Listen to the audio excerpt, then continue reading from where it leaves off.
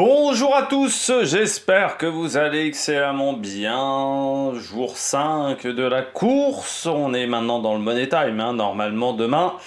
Allez, dans une douzaine d'heures, je pense, cette nuit au petit matin, on va dire ça, au petit matin normalement. Le premier concurrent devra arriver, puis ça devrait se suivre en début d'après-midi, fin de matinée, début d'après-midi. Du côté du classement de cette course des deux caps, on a eu un nouvel abandon. Aujourd'hui, on y reviendra dessus. Puis on parlera également du classement général de cette épreuve et de la météo pour les dernières heures de course pour les concurrents de tête. Allez, n'hésitez pas à vous abonner à la chaîne, à réagir dans les commentaires, à mettre un pouce bleu, à partager la vidéo sur les réseaux sociaux, notamment auprès de vos proches, si vous pensez que ça peut les intéresser. Dans les commentaires, n'hésitez pas à me dire qui vous a plu, qui vous a déçu. Si vous avez les moyens et que vous voulez soutenir mon travail, vous pouvez faire un super thanks, ça se passe dans les commentaires.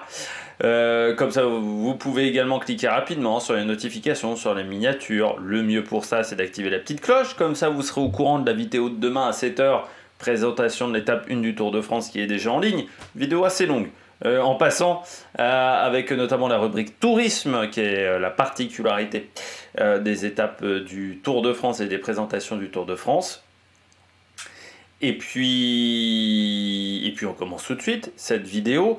On va commencer par l'abandon du jour. C'est une mauvaise nouvelle pour l'intérêt de la course. On a perdu le deuxième de l'épreuve au moment où il a abandonné. C'est Vulnérable, le bateau de Thomas Ruyant qui a abandonné sur problème technique au niveau du pied de mât. Il a sécurisé le bateau. Voilà, il a eu un problème au niveau du pied de mât. Il a sécurisé la zone. Il se déroute pour aller en Écosse à Aberdeen. Il a dû donc démarrer son moteur pour assurer sa sécurité et il est obligé d'arrêter la course à cause de ce problème technique.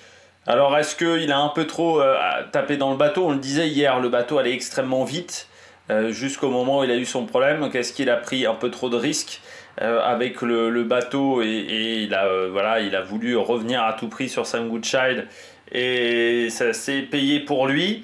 Ou soit est-ce que c'est une pièce, est-ce que c'était déjà une pièce neuve, est-ce qu'on n'est pas sur une pièce qui datait du Vendée Globe?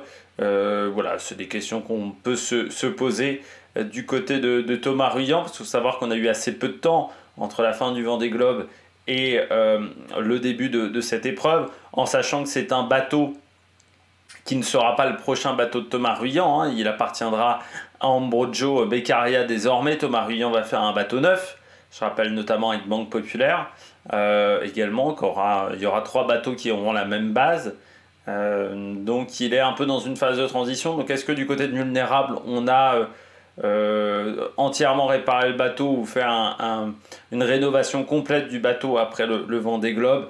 Peut-être qu'on n'a pas eu le temps, peut-être qu'on ne voulait pas dépenser cet argent-là pour le nouveau projet.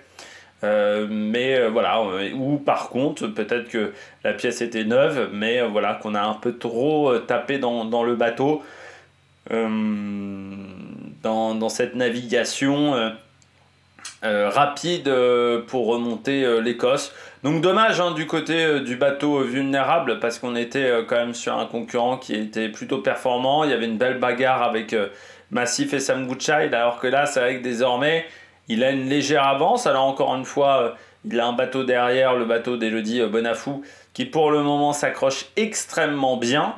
Et il ne faudra pas qu'il tombe dans du vent trop mou, Sam Goodchild.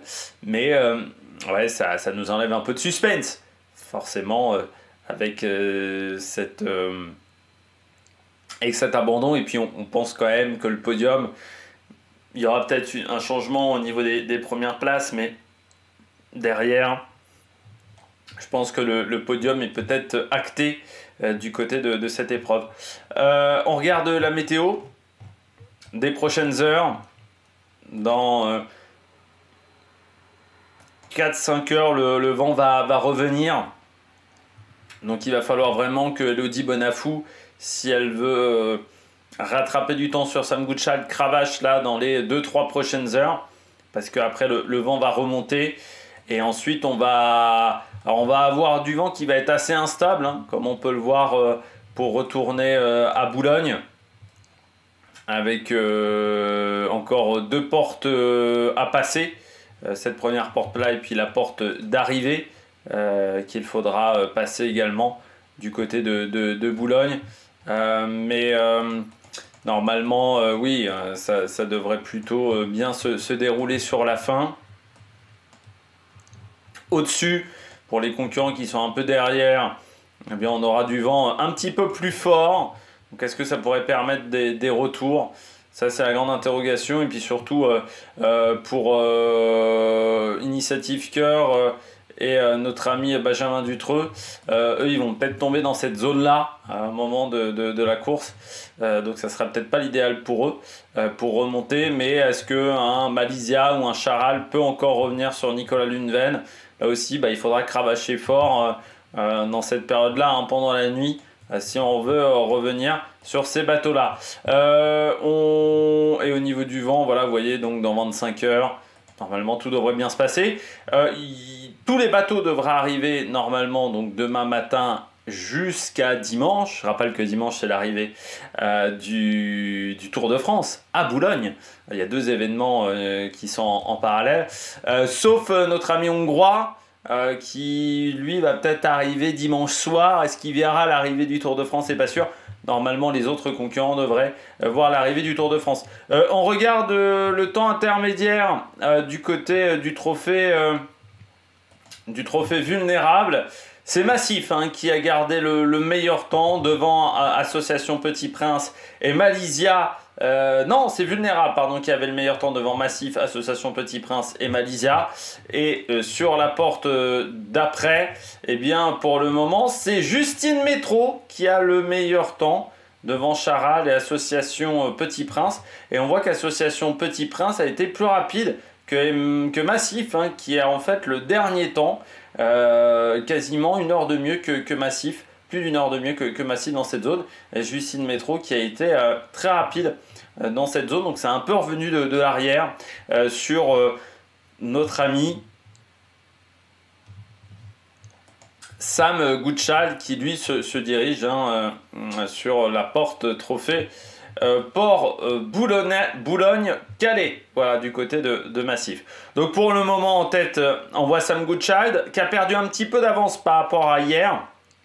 C'est surtout Elodie Bonafou qui a vraiment fait un très très gros tempo, parce qu'on voit qu'il gagne du temps par rapport au Holcim PRB. On a maintenant quasiment 80 000. Par rapport à Will Harris, on a quasiment 100 000. Charal, lui, est resté à peu près dans les mêmes eaux. Il a repris un petit peu de temps. Et Elodie, donc Bonafou, qui a réussi à revenir à 45 000. Elle était même revenue à moins de 40 000 il y a quelques heures, Elodie Bonafou, avec Association Petit Prince, Keguiner. Du côté de Massif, maintenant, c'est de finir correctement. Ce qui est intéressant, c'est de voir que c'est les 2 bateaux qui sont sur la même base. Donc on voit quand même que le bateau Elodie Bonafou a peut-être appris des sorties précédentes de Massif pour améliorer la base du bateau, parce qu'on voit que dans certaines conditions, il arrive peut-être à aller un petit peu plus vite que Sam Goodchild, mais on est sur 2 bateaux qui sont assez proches.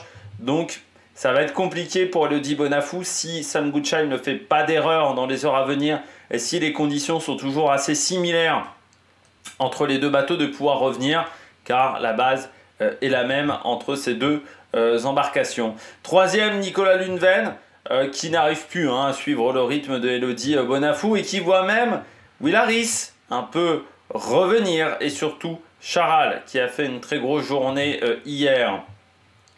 Ah, on est à 354 contre 327, mais sauf que sur le fond, on est à 466 contre 417. Donc là, il y a quand même une différence de 50 000. Du côté de Charal, la redescente vers la France est plus intéressante que la montée vers l'Écosse, qui a été un petit peu compliqué pour Charal. Mais encore une fois, il aura des regrets, Jérémy Bayou. C'est sur ce début de course, cette première journée de compétition qui n'a pas été extrêmement rapide et qui l'a mis dans une dynamique qui n'était pas la bonne du côté de Charal, qui l'a sorti du groupe de tête assez vite. Et ça a été la petite déception pour Charal. Malaysia, Je trouve que le bateau a plutôt fait une belle performance hein, jusqu'à maintenant du côté de Will Harris sur des conditions de vent qui n'ont pas toujours été très performantes. Il a réussi à vraiment bien s'en sortir.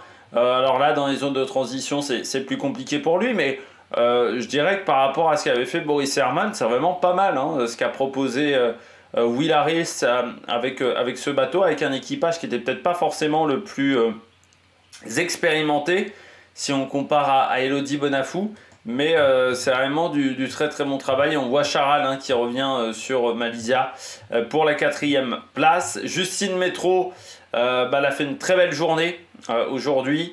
Mais hier, elle perd énormément de temps. Elle s'est empêtrée autour de l'Écosse. Ça lui a fait perdre énormément de temps dans l'affaire. C'est ce qui fait qu'elle se retrouve à 150 000 sans cet empêtrage, je dirais. Si elle se retrouve à 80 000, elle est au niveau de Nicolas Lundved. Elle peut jouer au podium, certainement. Mais elle a perdu 2-3 heures facilement dans des mauvais choix, dans des... elle a mal compris peut-être certaines situations météo, mais ça l'a mis en difficulté du côté de Justine Métro. Peut-être un manque de connaissance de cette zone-là de la mer. Hein. C'est vrai qu'on ne voit pas toujours en Écosse.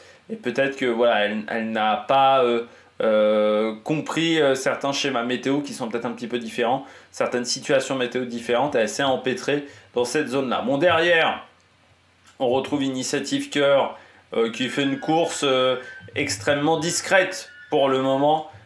Initiative Cœur, je m'excuse, il y a un coup de téléphone. On va continuer comme cela. Mais du côté d'Initiative Cœur, oui, on peut avoir une petite déception parce que, en fait, certes, le bateau est là et toujours dans le top 10, on va dire, de la course. Mais alors, très clairement, hein, du côté d'Initiative Cœur, on n'a pas encore vu une performance de bateau exceptionnelle. Et c'est ce que je disais avec Violette d'Orange. Ok, c'est gagnant pour Initiative Cœur parce qu'il se retrouve à avoir un personnage marquant du dernier Vendée Globe et qui va leur apporter de la communication.